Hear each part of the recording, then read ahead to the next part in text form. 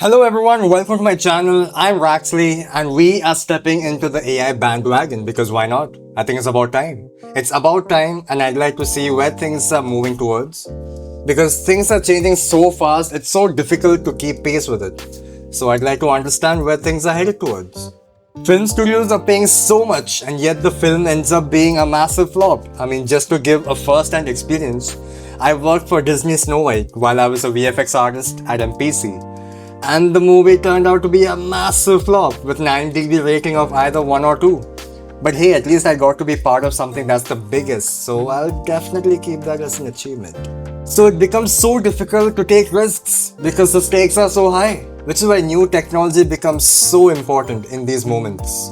And I'm clearly that person where the FOMO has been creeping in so much. Everyone's experimenting with AI and I clearly don't want to feel left behind. Alright, so let's jump right into it. So we'll be comparing Google's image models, Nano Banana and Pro version. So here you go. But one thing, I've noticed a lot of YouTubers just read out the entire prompt, which is kind of boring. So that's why I decided to just highlight the few keywords and then we'll just quickly go through the prompt and then talk about the image. So a South Asian woman, soft freckles, light coming from the window, hair strands, realistic light, peach fuzz, 85mm lens at f1.8. And voila, here you go. So if you look at both the images, I think both of them looks really nice. But again, the Pro version obviously is much more realistic. So I think that's cool. Do both of them represent South Asian women? I think they do. And if you look at the light coming from the window, I think it looks really nice on the Pro version, as well as over here.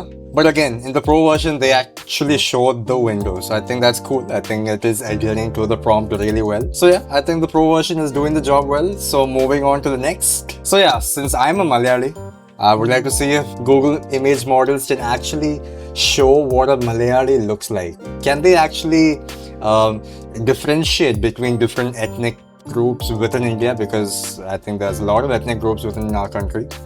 So yeah, let's see what it has generated. Let's just give it a pass. Okay, I think this is still looking nice. Both of them look nice. It's looking fine. Maybe not exactly like the features of what a Malayali woman looks like. I think this is fine. I mean, why are we criticizing so much? I mean, this is fine. This is good to go. Next one. A woman in a forest green wool coat holding a parchment scrolls, lanterns, silver locket, loose braid, and then there's a restricted section behind.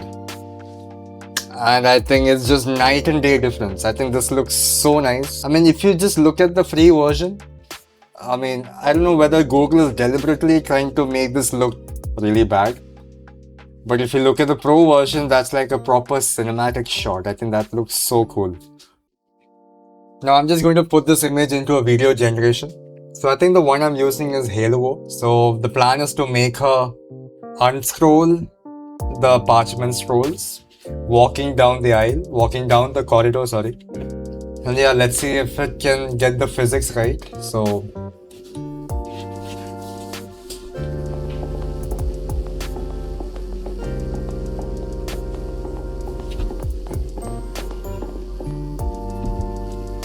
what is this? What is this? But even though it doesn't make sense what she's doing, it still feels like that person is actually doing something like this. You get my point. I mean, the physics is right. That's what I'm trying to say. And the number of scrolls in between becomes 2, in between becomes 3. So yeah, I mean, again, I think it still gets my attention. I think that's what I'm trying to say. I'm not saying this is perfect, but hey, it is able to walk. It understands what walking is. It doesn't understand what unscrolling of the parchment scroll is. But hey, I think this is what they understand by unscrolling. So whatever. Alright, on to the next. So one thing I've noticed is the moment you type woman, it shows only a white woman. So I think we have to be very specific as to which ethnic group the woman we are trying to specify. So now let's see what happens when we just make it an Indian woman. Just add in the word Indian next to the woman. And I think this looks really cool. And I really liked how they showed restricted section over here. And yeah, I think if you compare the previous version, I think restricted section was right behind. Whereas over here, it's again right behind, but to the left. So I think it's cool. It's still adhered to the sign of back reading restricted section. Now let's put this shot inside a video generation. So let's see.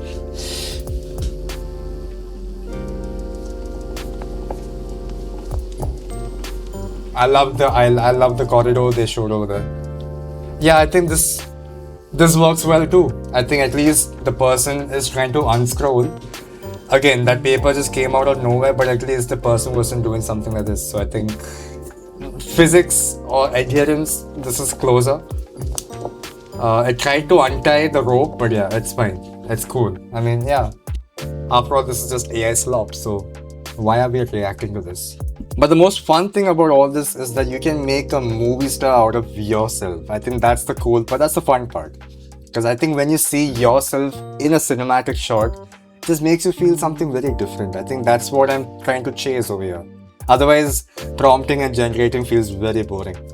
So yeah, I'm going to select this photo of this very handsome looking man, and I'm going to use this very handsome looking man and put him inside an action scene. So here you go. So a rocky volcanic landscape, lava glowing in the background, braided black hair, Jedi like robes like Star Wars, sci-fi weapon, and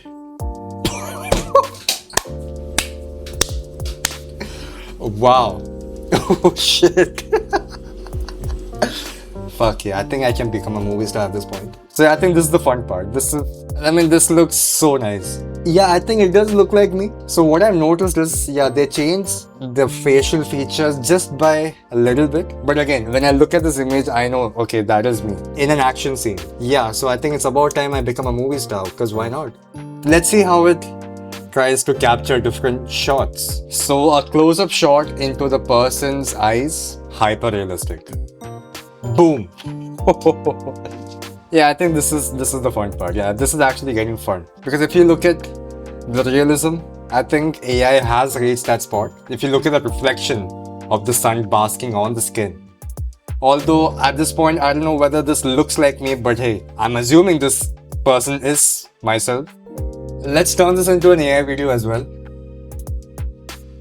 Just giving some subtle moments. Yeah, I think that's cool. But again, I have no clue how to control the speed. Every video that's been generated is slow-mo types. But yeah, I think this still looks fine. I think it looks cool. Okay, so we're going to use this image, and then I'm trying to compose or generate different shots, different camera angles. So let's check it out. So fly on the wall shot of him, seen from above, shot on 35mm film. Not bad. Not bad at all. Now let's put this image into a multiple video models. So I think this is VO. Let's see. Okay, so the paintings on my face has been interpreted as the rims of the glasses.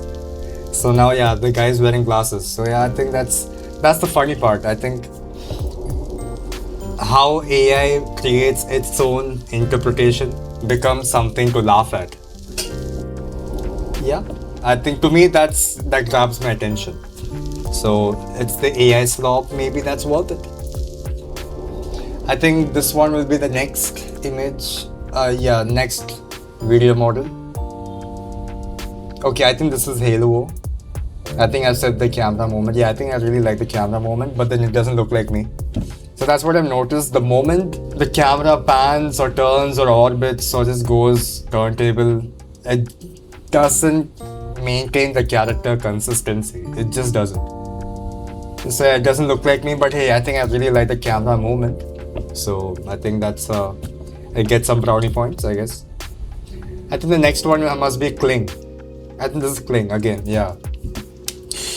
Yeah, again, I just gave a turntable. I think the way it captures the environment, I think it's cool. I think it's able to maintain the environment while the camera moves all across. So I think that's cool. That's a win. But again, it just doesn't capture character consistency. I think it doesn't. I mean, there's so much of detail to maintain. I don't think an AI output or the algorithm it has or the model it's being trained on can actually give you that kind of consistency. Anyways, and then a zoom out to a long shot. So I think it's like really far behind. So amazing. So I think the background is so nice. It's maintaining the environment all across. So I think that's really cool. And yeah, the guy is standing in that pose. I am standing in that pose. So yeah, that's cool. Yeah, next one. Off-center image. The guy is kneeling down. And he is on the left side of the image. And perfect. This is so cool. That's really cool. I think this definitely looks like me. So I think I'm really happy with this generation. Another cool thing is if you say turn the fabric material into black leather. And then, yeah, I mean, I don't know if this is leather, but hey, it is able to just completely change the color just like that. I think that's cool. Yeah, I'm giving a turntable for this as well. Yeah, again, the face is changing consistently. The face, yeah, it looked like someone else, but then again, the shot looks nice. The shot looks cool. It is usable, maybe. But yeah, I think AI has definitely reached a point where it is usable, and then obviously you have to work on top of it. I think that's how I interpret in my very first attempt of trying to use all these AI tools. It has been entertaining, to be very honest. And yeah, I mean, these tools 2-3 years later from now, it will be exciting, to me at least. Anyways, so I hope this was entertaining. I hope these tools continues to get better and captures all of our attention. Yeah, I don't think I'm interested in the conversations regarding how these models are trained on, like stealing the artist's work, so and so. I mean, let's be honest, I think we digital artists have had a cracked software in our PC. So I think there's no need to try to have a moral high ground in these conversations. I think everyone should just stick to their guns and have an open mind. Yeah, I don't think these tools are going anywhere. So thank you so much for watching. Let me know down in the comments below what you think about all these AI tools.